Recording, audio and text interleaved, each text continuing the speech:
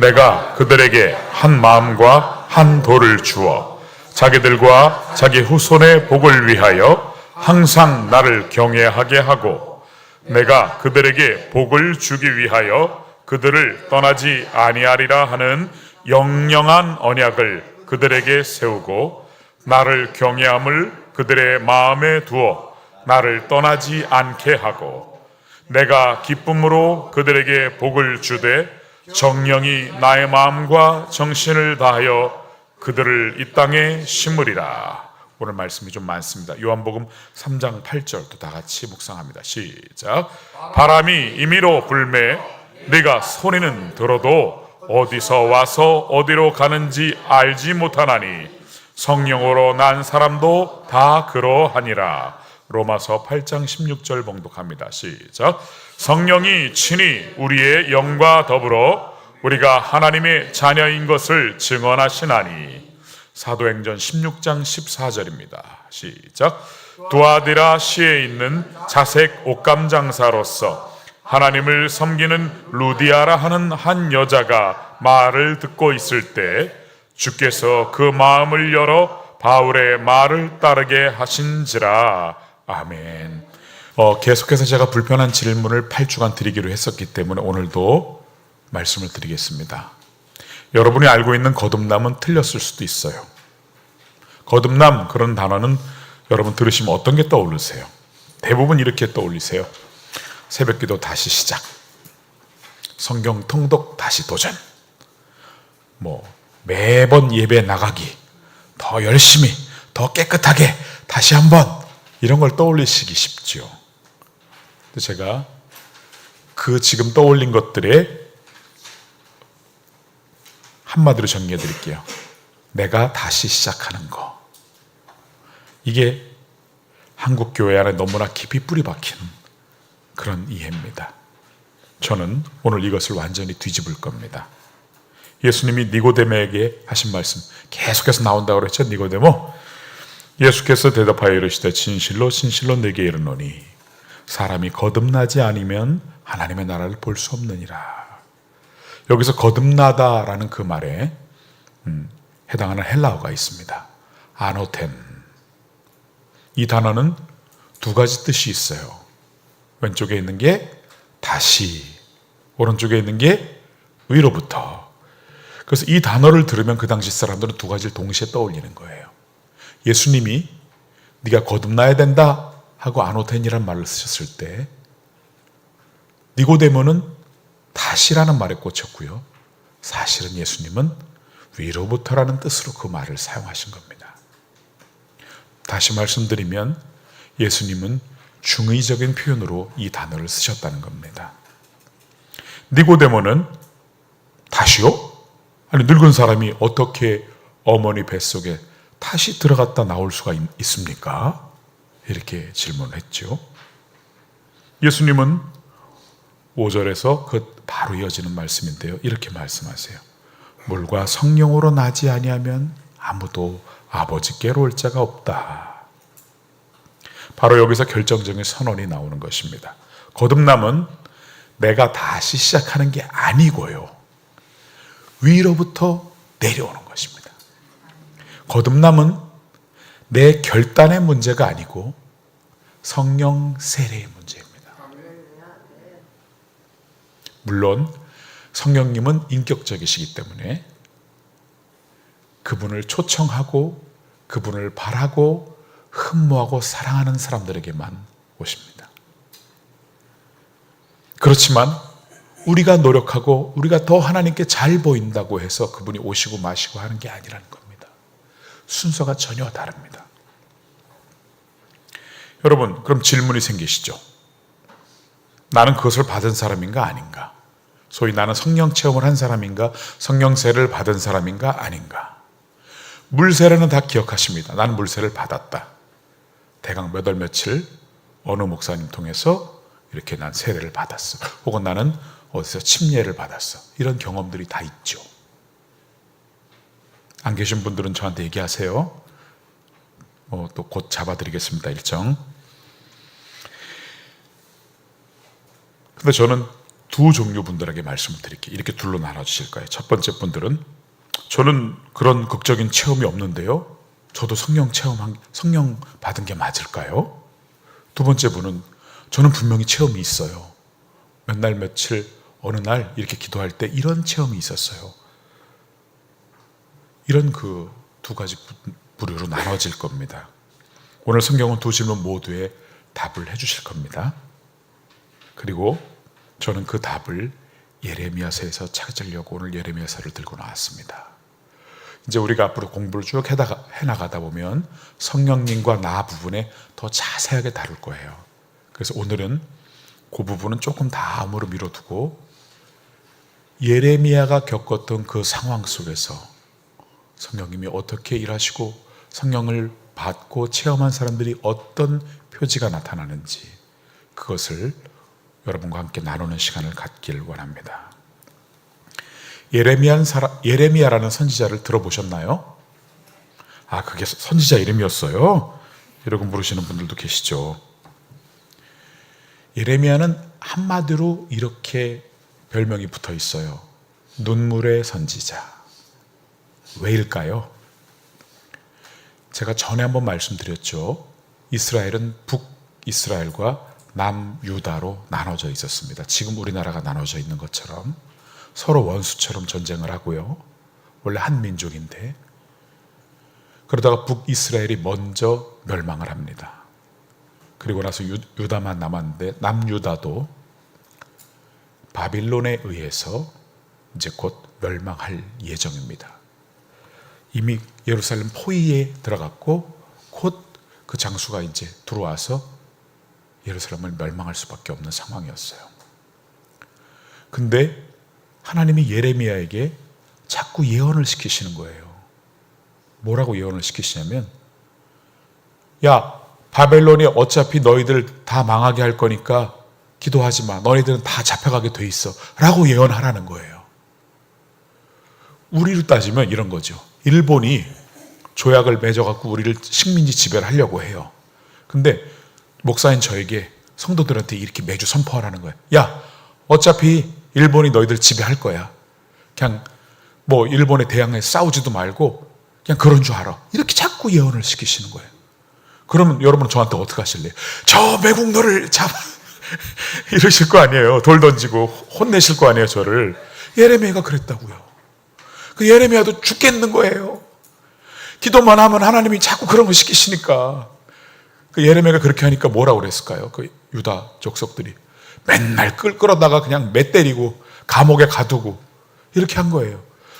그러니까 예레미야는 눈물을 흘리는 두 가지가 이유가 있었어요. 얻어맞아서 아파서 울고, 하나님 저 이거 하기 싫어요. 제발 저한테 이런 거 시키지 마세요. 그래서 울고. 근데도 날마다 시키셔요. 오늘 본문에는 또 희한한 걸 시키세요. 땅을 사라. 아니 곧 멸망한다면서요. 멸망하는데 왜 땅을 사라고 그러세요? 이 헛돈 쓰게 왜 그러세요 저한테. 이렇게 예레미야가 하나님께 말씀을 하시는데요. 아니야, 땅을 사. 어떻게 해야 되겠어요? 샀어요. 조금 있으면 망하는데, 그 등기 다 소용없는데, 등기도 다 불탈 건데. 이유가 뭘까요? 궁금하지 않으세요? 아니 어차피 제가 지금 땅을 사서 등본한다고 해도 일본 사람들이 와서 다 무효로 할 거라고요. 근데 그걸 왜 사라고 하실까요? 하나님은요, 징계하실 때요, 이게 원래 내 뜻이 아니야. 사실은 내가 너희들에게 원하는 것은 재앙이 아니야. 난 너희들에게 평안을 주길 원해. 예레미야의 입술을 통해서 그렇게 말씀하신 거예요. 그리고 이 땅을 사라는 의미는 뭐냐면, 조금 있으면 그 땅을 네가 돌려받게 될 거야. 70년이라고까지 말씀해 주셨어요. 70년 뒤에 내가 너희를 회복시킬 거야. 그러니까 산화. 투기하라는 뜻이 아닙니다. 내가 이런 약속의 하나님이다. 그러니까 그것을 사람들에게 보여줘라. 줘서 미련한 사람이 왜 저 땅을 사? 하나님은 70년 뒤에 다시 돌려주신대, 이 나라. 이걸 말씀하시려고 한 거예요.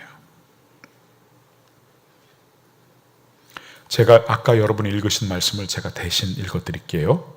그들은 내 백성이 되겠고 나는 그들의 하나님이 될 것이며 내게 그들에게 한 마음과 한 도를 주어 자기들과 자기 후손의 복을 위하여 항상 나를 경외하게 하고 내가 그들에게 복을 주기 위하여 그들을 떠나지 아니하리라 하는 영원한 언약을 그들에게 세우고 나를 경외함을 그들의 마음에 두어 나를 떠나지 않게 하고 내가 기쁨으로 그들에게 복을 주되 정령이 나의 마음과 정신을 다하여 그들을 이 땅에 심으리라. 이것이 새 언약의 약속입니다. 에스겔서 36장에 보면 새 마음과 새 영을 말씀하십니다. 그런데 예레미야 32장에 나오는 이 말씀은 그 내용이 무엇인지를 구체적으로 설명하는 것입니다. 그리고 이 약속이 성취된 것이 신약의 바로 성령 세례입니다. 하나님이 큰 약속을 주신 때는요, 가장 좋은 조건을 갖춘 그런 때가 아닙니다. 여러분, 하나님이 여러분에게 어떤 약속을 하세요. 내가 너를 정오의 빛처럼 빛나게 할 것이야. 이러고 약속을 하실 때 여러분 빛나는 상황에서 그런 약속을 주시던가요? 여러분 신앙생활 잘 돌아보세요. 아니요. 가장 바닥까지 떨어졌을 때, 더 이상 살 힘이 없을 때 보통 그때 그런 예언을 하세요. 내가 너를 다시 높일 거야. 내가 너에게 다시 힘을 줘서 다리에 힘을 주고 새 일을 행할 거야. 여러분 이런 약속을 주실 때는 가장 암울한 때입니다. 믿어집니까? 저는 안 믿어지던데요. 아무리 봐도 이 상황이 도저히 그 말씀이 이루어질 상황이 아닐 걸로 전 느껴지던데요. 그런 상황에 꼭 약속을 하세요. 내가 널 들어쓰리라. 내가 너를 신원해서 다시 갚아주리라. 내가 널 높이 세우리라. 이런 약속을 하실 때 보면 항상 최고로 암울한 상황이에요. 자, 이제 제가 여러분께 질문을 할게요. 성령님이 만약에 나에게 오시면 나에게는 어떤 표시가 나타날까요? 성령님이 나에게 오셨나? 안 오셨나? 궁금하실 거니까 제가 그거를 세 가지로 오늘 예레미야의 말씀을 기초로 말씀을 드릴게요. 첫 번째 표지입니다. 한 마음이 생깁니다. 내가 그들에게 한 마음과 한 도를 주어 자기들과 자기 후손의 복을 위하여 항상 나를 경외하게 하고. 성령이 임하기 전에 사람은 마음이 꼭 나뉩니다. 하나님을 원하는 것 같은데 원하지 않습니다. 기도하고 싶으면서도 귀찮기도 합니다. 죄를 떠나고 싶으면서도 죄가 너무 좋습니다. 야고보서는 이것을 이렇게 표현합니다. 두 마음을 품어 모든 일에 정함이 없는 자로다.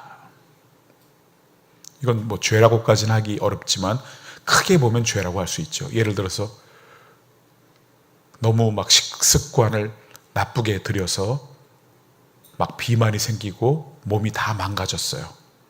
그럼 밤에 자기 전에 뭐 먹으면 되나요? 안 되나요? 우리 다 알고 있어요. 먹으면 안 되죠. 근데 저는 어젯밤에도 먹었어요. 그게 왜 먹죠? 그게 좋으니까. 먹으면 안 돼. 근데 너무 맛있어. 먹으면 안 돼. 너무 맛있어. 이게 두 마음이라는 거죠.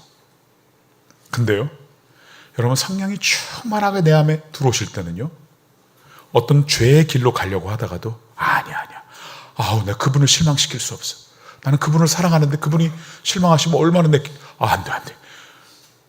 아니야. 그리고 이런 힘이 생긴단 말이에요. 한 마음, 한 도. 그거를 주어서 자기와 자기 후손의 복을 위하여 항상 주님을 경외하는 마음이 생깁니다.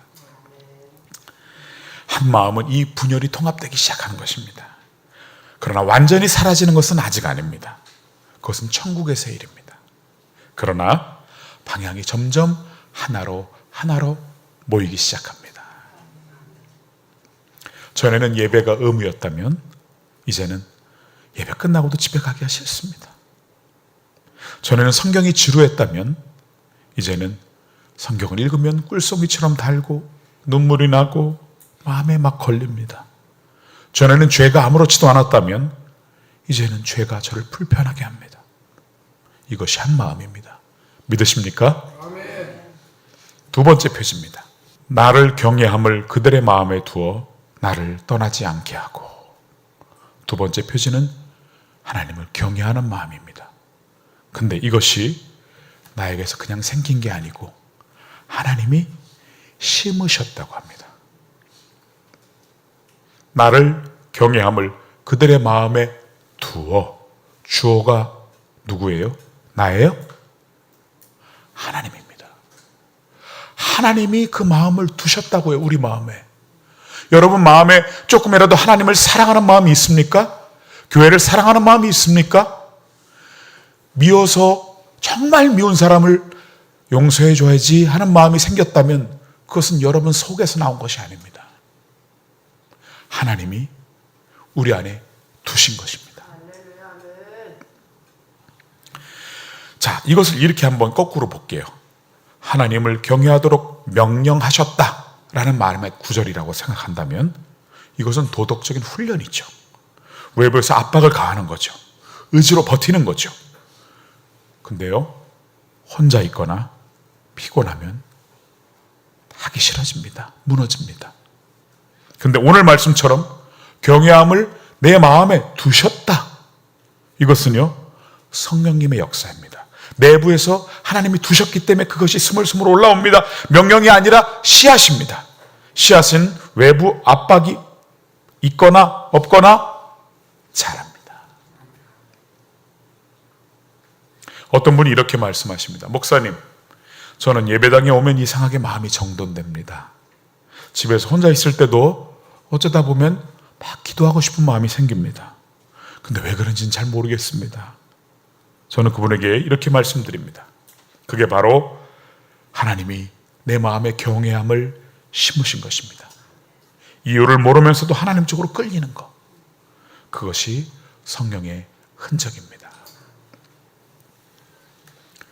여러분 아이들 다 키워보셨잖아요. 키우시면서 아이들이 부모님께 막 함부로 하도록 두셨어요? 아니면 적어도 그러면 안 된다고 가르치셨나요? 다 가르치셨죠. 권위 앞에 순종해야 한다. 왜 그렇게 그냥 조동처럼 막 놔두시지 않은 이유가 뭐예요? 왜냐하면 그 친구가 그렇게 크면 세상에 나가서 모든 권위자한테 막 함부로 치받고 권위자들을 무시하고 하다가 사회에서 매장이 되잖아요. 그래서 가정에서 그걸 가르치기 시작하셨잖아요. 하나님을 경외할 줄 모르면요, 절대로 하나님과 친해질 수 없습니다. 여러분 그런 생각 해보셨나요? 하나님은 만왕의 왕이십니다.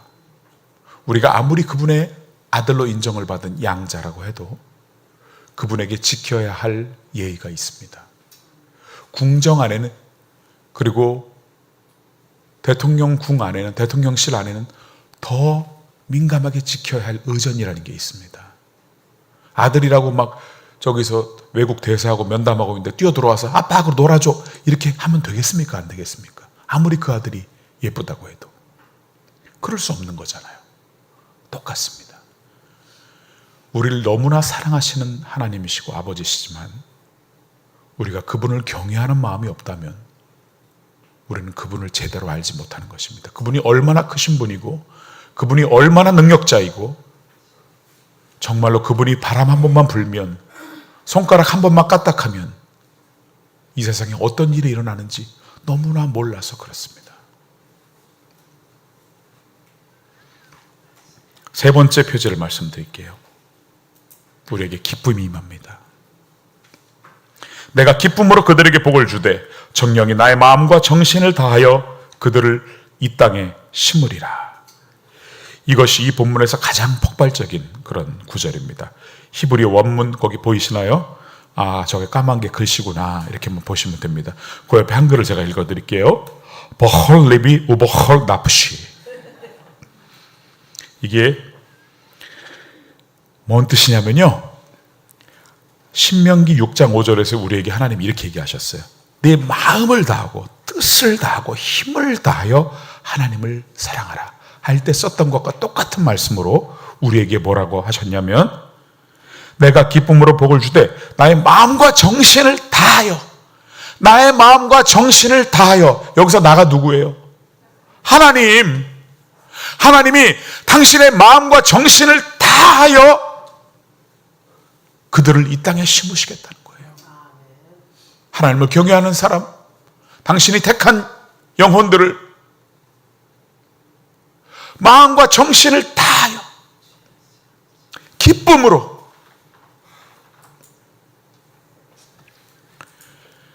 하나님은 음으로 우리를 심으시지 않습니다. 기쁨으로 심으십니다. 여러분, 성령으로 거듭나는 게 느껴지나요? 이런 질문을 받으시면 조금 두려운 마음도 있으시죠. 아유, 내가 사는 거 내 마음 속을 들여다보면 지저분하고 더럽기가 짝이 없는데 성령님이 내 안에 계실 수가 있을까? 예, 감사해요. 그렇게 느껴주셔서 정직한 겁니다. 근데 이 41절에서 그 두려움에 직접 대답하십니다. 뭐라고요? 내가 기쁨으로, 난 너무 기뻐, 너희들에게 복을 주는 게, 그리고 정령이 내 마음과 정성과 이 온 뜻을 다해서 내가 너희들 마음에 이 기쁨과 이 구원과 이 복을 심어.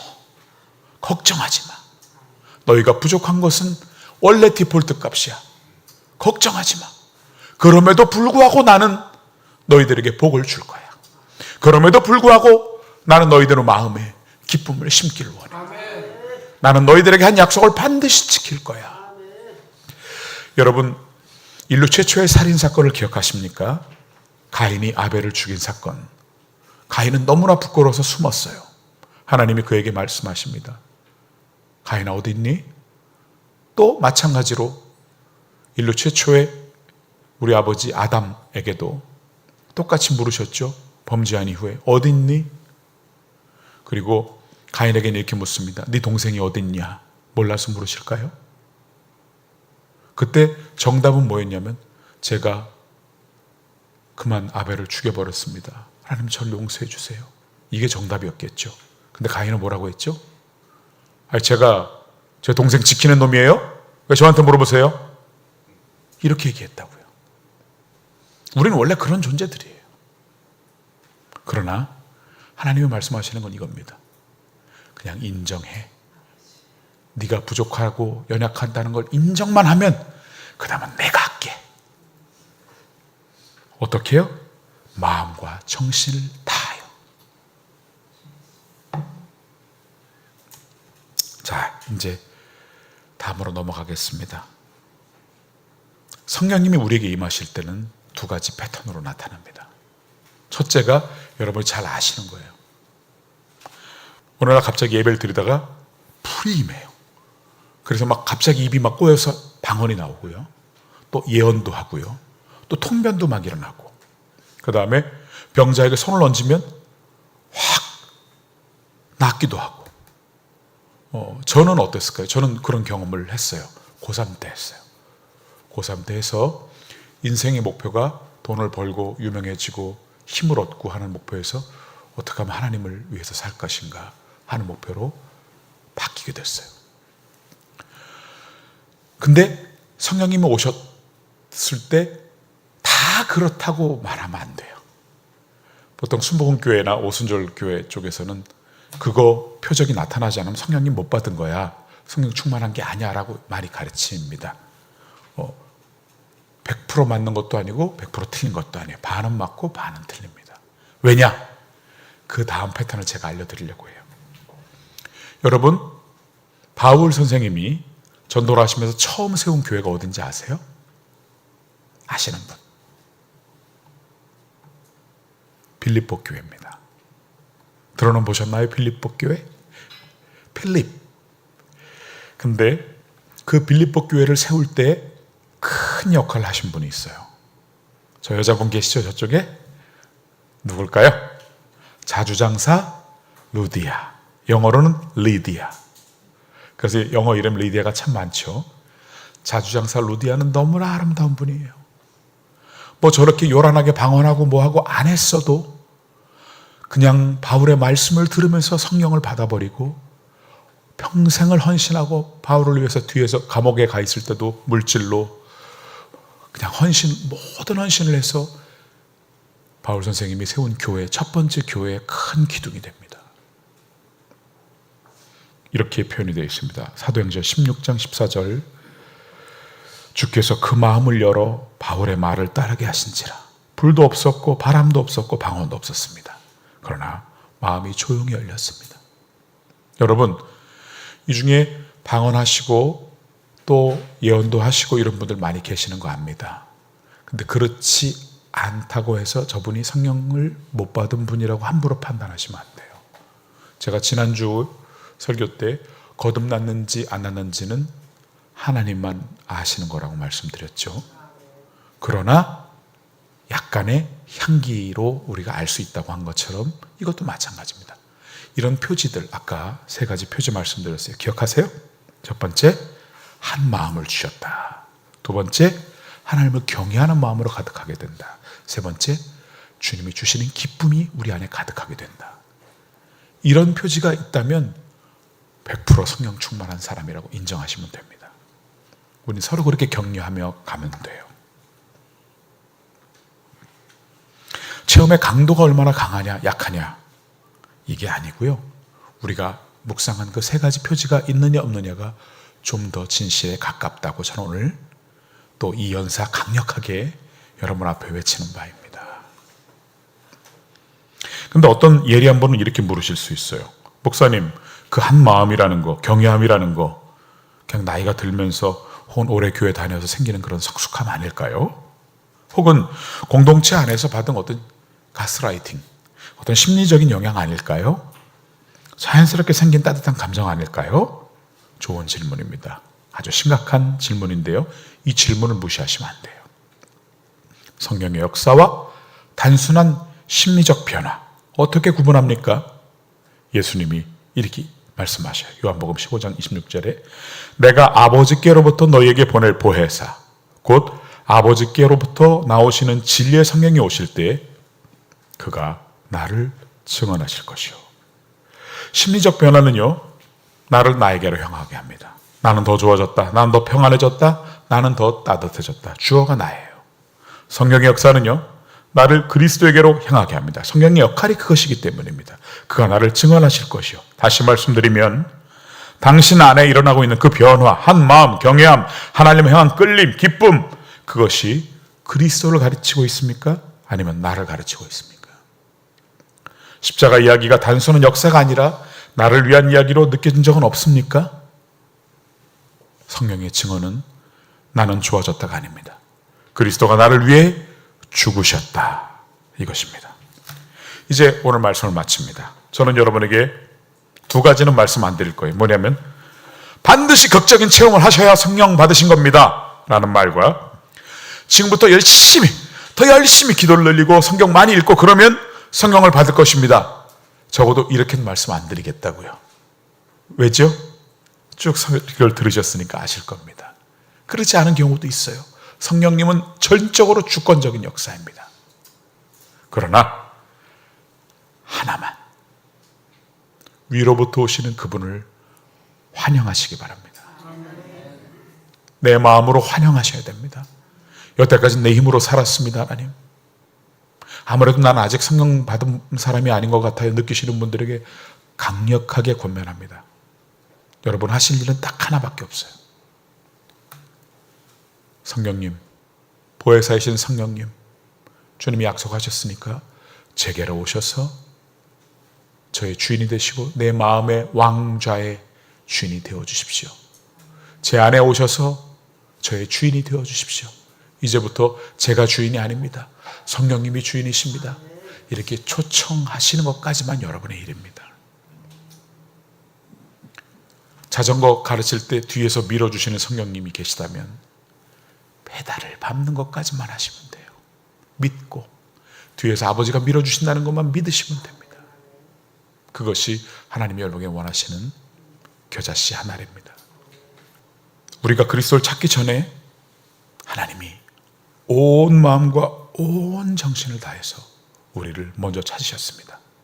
우리가 경외함을 배우기 전에 하나님이 우리 안에 경외함을 두셨습니다. 당신이 심겨지기 원하기 전에 하나님이 기쁨으로 여러분들을 이 땅에 먼저 심으셨습니다. 흔적을 찾으십시오. 그러나 그 흔적이 가리키는 방향으로 눈을 돌리십시오. 흔적은 우리 안에 있습니다.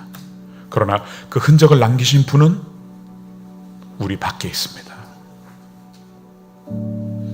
위로부터 먼저 오신 그분, 십자가에서 죽으시고 부활하신 예수 그리스도 앞에 서십시오.